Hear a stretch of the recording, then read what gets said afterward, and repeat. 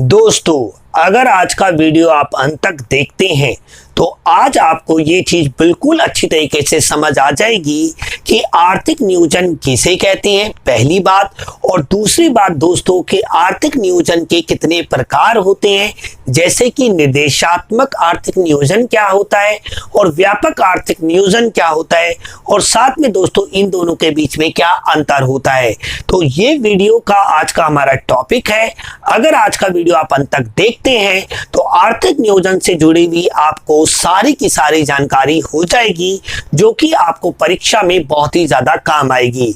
नमस्कार दोस्तों, मेरा नाम है विक्की और मैं आपका अपने YouTube चैनल विक्की की पाठशाला में बहुत बहुत दिल से स्वागत करता हूं। तो चलिए अब वीडियो को स्टार्ट करते हैं और सबसे पहले हम ये देखते हैं कि इस चैप्टर में कौन कौन से टॉपिक हमें पढ़ने हैं।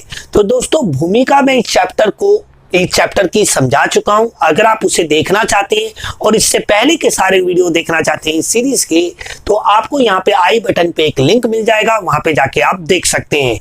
आज हम समझेंगे कि आर्थिक नियोजन किसे कहते हैं, इसके अर्थ को आज हम समझेंगे कि आखिर अर्थशास्त्र में आर्थिक नियोजन क्या होता है। तो चलिए वीडियो को स्टार्ट करते हैं और सबसे पहले हम ये समझते हैं कि आर्थिक नियोजन किसे कहते हैं। देखिए दोस्तों, आर्थिक नियोजन को समझने से पहले आपको नियोजन समझना पड़ेगा कि आखिर नियोजन क्या होता है। तो नियोजन का मतलब होता है कि किसी भी काम को करने से पहले उसके बारे में सोच विचार करना, या मैं ऐसे कहूं कि किसी भी कार्य को करने से पहले उसकी रूपरेखा तैयार करने को नियोजन कहते हैं।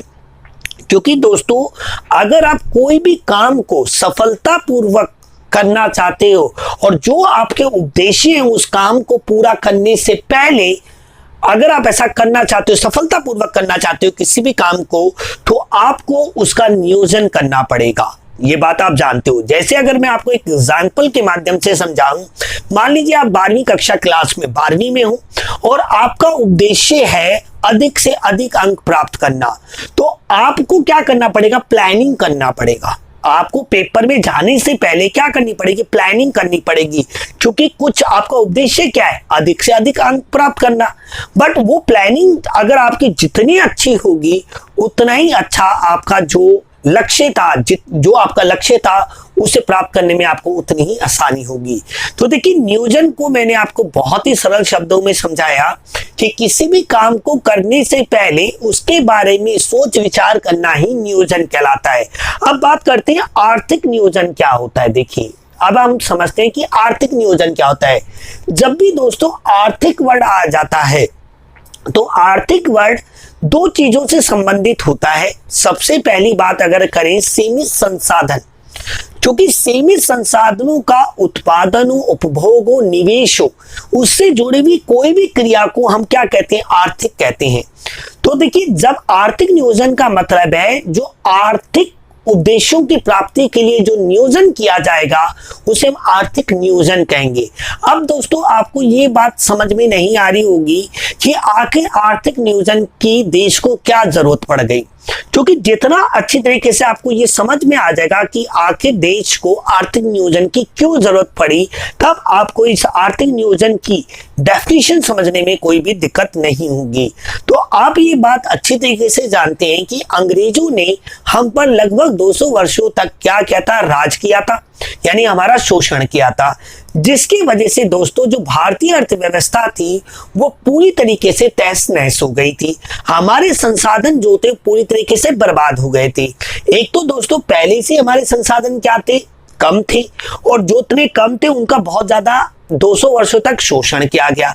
अब हमारे जो संसाधन थे उनसे हम ज्यादा से ज्यादा अपने देश का विकास कैसे कर सके, इसके लिए हमें आर्थिक नियोजन करना पड़ा, जिसकी वजह से दोस्तों हमें पंचवर्षीय योजनाओं का सहारा लेना पड़ा। तो देखिए दोस्तों, जो पंचवर्षीय योजना है ना, वो भी एक तरीके का आर्थिक नियोजन है। अब आपको ये आर्थिक नियोजन क्या होता है इसे समझने में दिक्कत नहीं होगी, क्योंकि दोस्तों आपको मैंने पहले ही बता दिया, बिना आर्थिक नियोजन के हमारा देश तरक्की नहीं कर सकता था। प्राथमिक क्षेत्र हो, द्वितीयक क्षेत्र हो या फिर तृतीयक क्षेत्र हो, इन तीनों क्षेत्रों में वृद्धि करने के लिए हमें आर्थिक नियोजन जरूरी था। अब मैंने आपको बता दिया कि आर्थिक नियोजन की क्या आवश्यकता थी और नियोजन क्या होता है, ये दो बातें मैंने आपको बताई। अब देखिए कितना इजी है आर्थिक नियोजन को समझना। पहली बात, आर्थिक नियोजन से अभिप्राय उस विधि से है जिसमें एक देश का केंद्रीय अधिकारी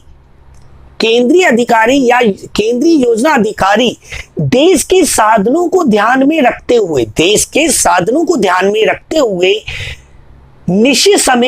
एक निश्चित समय में पूर्व निर्धारित उद्देश्यों की प्राप्ति के लिए आर्थिक कार्यक्रम तथा नीतियों को लागू करता है, उसे ही दोस्तों हम आर्थिक नियोजन कहते हैं। आर्थिक नियोजन का मतलब क्या? देखिए दोस्तों, प्राथमिक हो, द्वितीयक हो या तृतीयक क्षेत्र हो अर्थव्यवस्था के हमारे उद्देश्य थे बहुत सारे, जैसे कि पूर्ण रोजगार की स्थिति को प्राप्त करना, या आर्थिक समृद्धि दर को बढ़ाना, या आर्थिक विकास को बढ़ाना, या देश को आत्मनिर्भर बनाना। ये हमारे उद्देश्य थे। अब हमारे जो संसाधन क्या थे वो बहुत कम थे। अब उन कम से कम संसाधनों से ज्यादा फायदा लेने के लिए हमें आर्थिक नियोजन करना जरूरी था। अगर देश की सरकार आर्थिक गतिविधियों में पार्टिसिपेट नहीं करती, भाग नहीं लेती, तो कभी भी देश में आर्थिक समृद्धि दर नहीं बढ़ती, और आर्थिक समृद्धि नहीं आती तो आर्थिक विकास भी नहीं होता। तो इसलिए दोस्तों यहाँ पे लिख रखा है कि आर्थिक नियोजन एक ऐसा तरीका होता है जिसमें एक देश का जो केंद्रीय अधिकारी होता है या एक देश की सरकार होती है, उससे वो अपने पूर्व निर्धारित उद्देश्यों की प्राप्ति के लिए विभिन्न प्रकार के आर्थिक कार्यक्रम तथा नीतियों को लागू करता है। तो बहुत ही सिंपल सी बात है, ये आपको समझ में आ गई होगी। अब बात करते हैं दोस्तों, जो हमारा योजना आयोग के अनुसार आर्थिक नियोजन क्या होता है। देखिए दोस्तों, पहले हम इसे योजना आयोग कहते थे, बट 2014 के बाद नरेंद्र मोदी की सरकार ने इसका नाम बदल के नीति आयोग कर दिया, पर उससे पहले इसे योजना आयोग कहा जाता था। अब योजना आयोग के अनुसार आर्थिक नियोजन क्या होता है, यहाँ पे मैंने लिख रखा है कि भाई योजना आयोग के अनुसार आर्थिक नियोजन का अर्थ है स्वीकृत राष्ट्रीय प्राथमिकताओं के अनुसार देश के साधनों का विभिन्न विकासात्मक क्रियाओं में प्रयोग करना। तो बहुत ही सिंपल सी बात दोस्तों कि देश के जितने भी संसाधन होते हैं जो मानवीय आवश्यकताओं की पूर्ति करते हैं, उनका विभिन्न विकासात्मक क्रियाओं में प्रयोग करने को ही हम आर्थिक विकास कहते हैं योजना आयोग के अनुसार।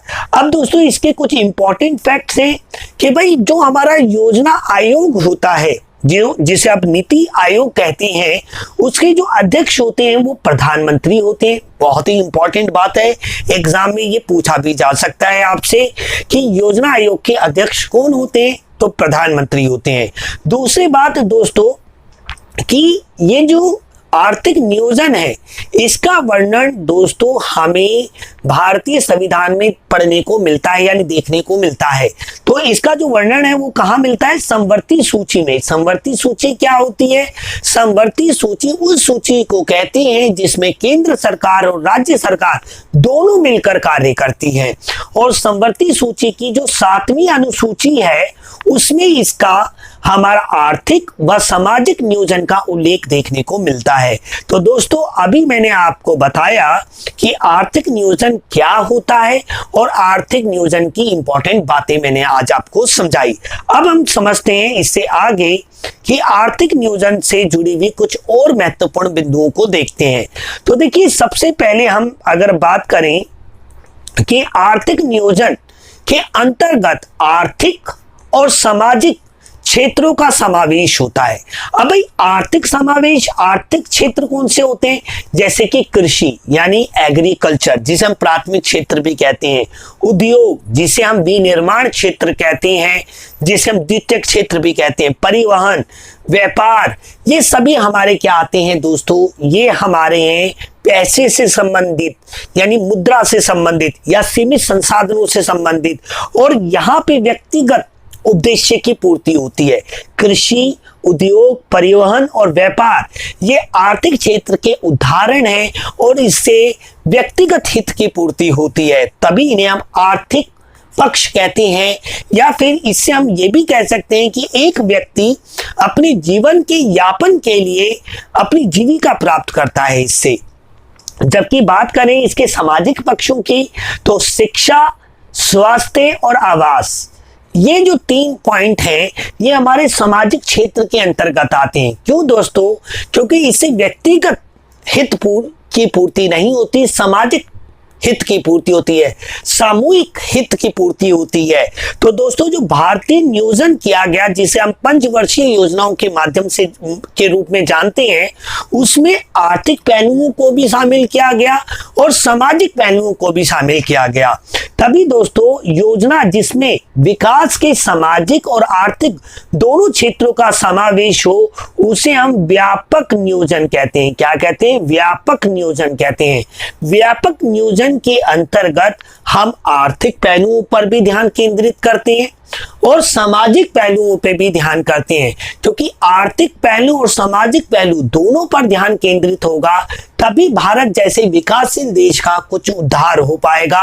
आर्थिक समृद्धि दर बढ़ेगी, आर्थिक समृद्धि दर बढ़ने से आर्थिक विकास बढ़ेगा और आर्थिक विकास बढ़ने से दोस्तों लोगों का जीवन स्तर में सुधार आएगा। और आर्थिक नियोजन का उद्देश्य ये है कि लोगों के जीवन स्तर में सुधार आना, और वो कैसे आना कि जो भी सीमित संसाधन है उसका इतने अच्छी तरीके से प्रयोग किया जाए कि लोगों के जीवन स्तर में सुधार आए, राष्ट्रीय आय बढ़े, प्रति व्यक्ति आय बढ़े। ये हमारा उद्देश्य होता है। अब दोस्तों, यहाँ पे एक इंपॉर्टेंट बात है कि जो नियोजन होता है ना, आर्थिक नियोजन होता है, वो 2 प्रकार का होता है। एक होता है निर्देशात्मक नियोजन और एक होता है व्यापक नियोजन। अब देखिए, निर्देशात्मक नियोजन तो हम अप्लाई करते हैं पूंजीवादी अर्थव्यवस्था में, जिसे हम बाजार अर्थव्यवस्था भी कह सकते हैं, जबकि व्यापक नियोजन का हम प्रयोग करते हैं केंद्रीय योजनाबद्ध अर्थव्यवस्था में, या फिर हम कह सकते हैं कि इसका प्रयोग हम करते हैं मिश्रित अर्थव्यवस्था में। तो चलिए इस दोनों को अच्छी तरीके से समझते हैं। आप वीडियो को अंत तक पूरा देखें, क्योंकि ये टॉपिक बिना समझे आप कभी भी पंचवर्षीय योजनाओं को नहीं समझ पाएंगे। क्योंकि दोस्तों, पंचवर्षीय योजना उसी व्यक्ति को समझ में आएगा जिसे ये पता हो कि नियोजन क्या होता है, आर्थिक नियोजन क्या होता है और उसके दोनों प्रकार क्या होते हैं। तो दोस्तों, सबसे पहले हम बात करते हैं निर्देशात्मक नियोजन। निर्देशात्मक नियोजन पहले पाया जाता था, पहले आर्थिक व्यापक नियोजन से पहले जो अस्तित्व में था वो निर्देशात्मक नियोजन था, जिसे हम डायरेक्टिव प्लानिंग कहते हैं। डायरेक्टिव, निर्देशात्मक, निर्देश देना, निर्देश मतलब किसी को आदेश देना, और वो आदेश के अनुसार ही काम करे, अपनी सूझबूझ का प्रयोग ना करे, उसे हम कहते हैं निर्देशात्मक नियोजन। अब इसके 3 पॉइंट मैंने यहाँ पे लिख रखे हैं, तीनों को एक एक करके समझते हैं और आपको फिर व्यापक नियोजन को सीखने में कोई भी दिक्कत नहीं होगी। तो देखिए, निर्देशात्मक नियोजन उस नियोजन को कहते हैं जिसमें मांग और पूर्ति की शक्तियों को इस प्रकार निर्देशित किया जाता है कि जिससे अर्थव्यवस्था में स्थायित्व अथवा संतुलन बना रहे।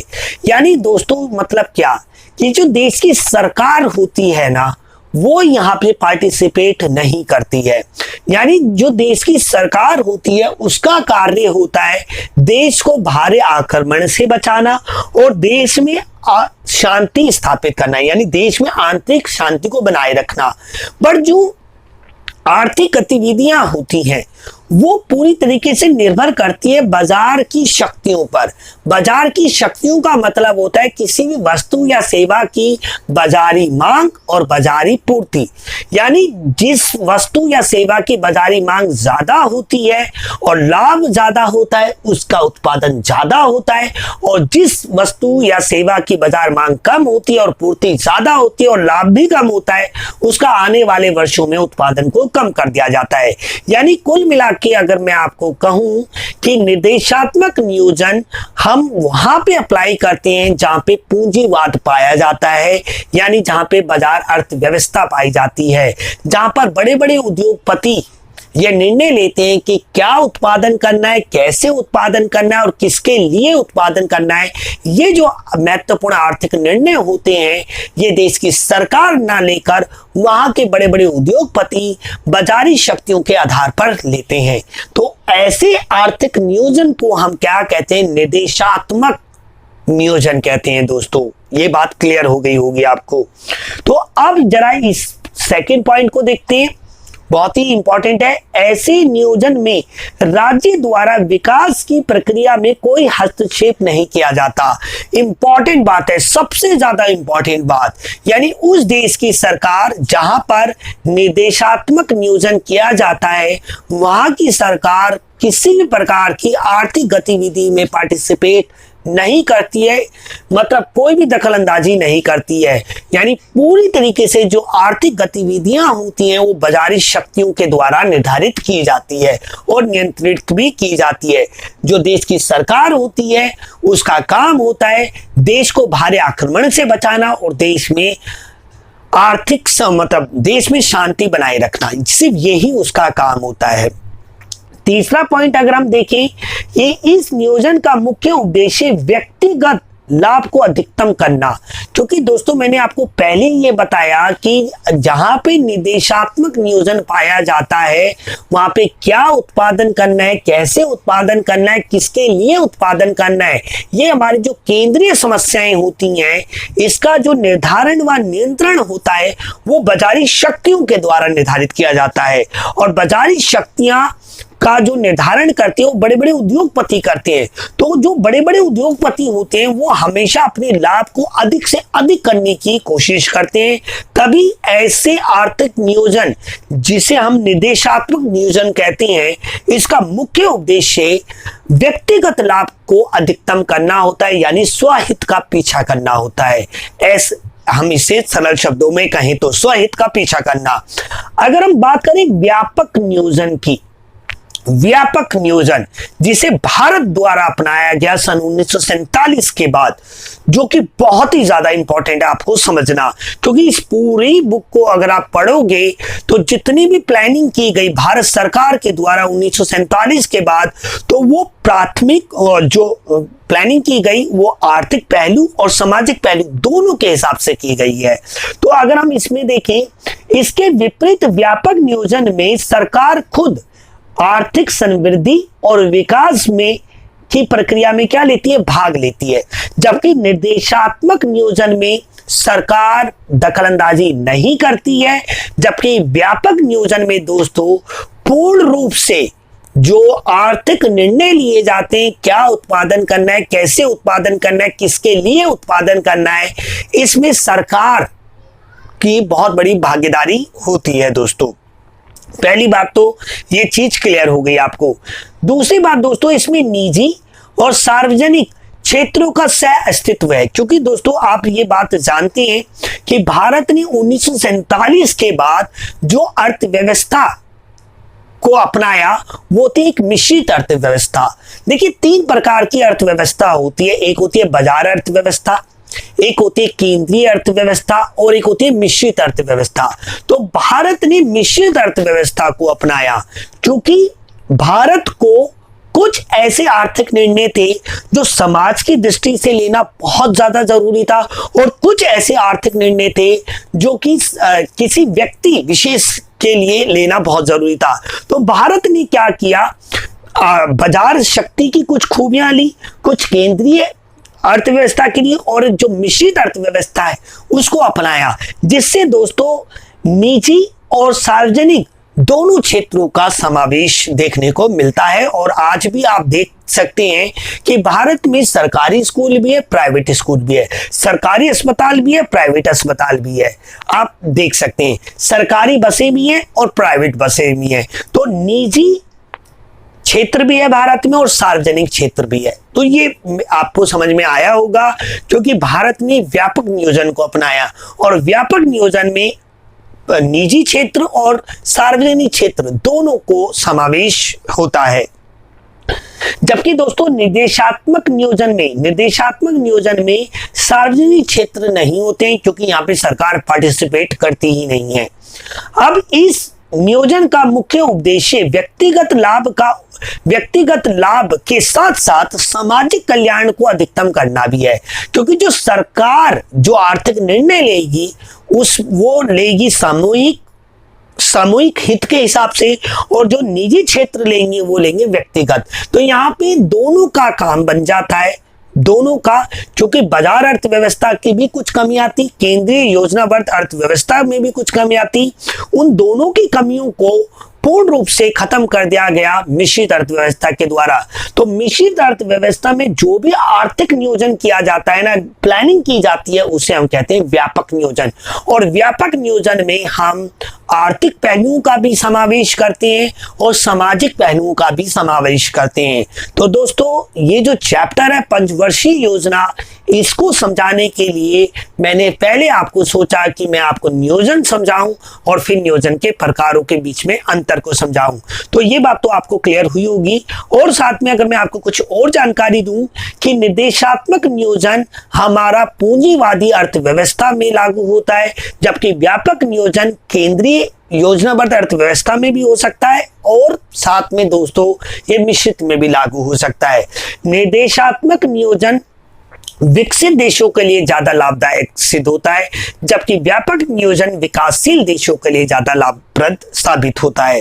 तो दोस्तों, ये था आज का वीडियो। आपको कैसा लगा प्लीज मुझे कमेंट में जरूर बताएं। अगली वीडियो में मैं आपको और भी कुछ इंपॉर्टेंट बात, जो अगला टॉपिक मैं आपको पढ़ाऊंगा। मिलते हैं दोस्तों अगले वीडियो में। जय हिंद, जय भारत।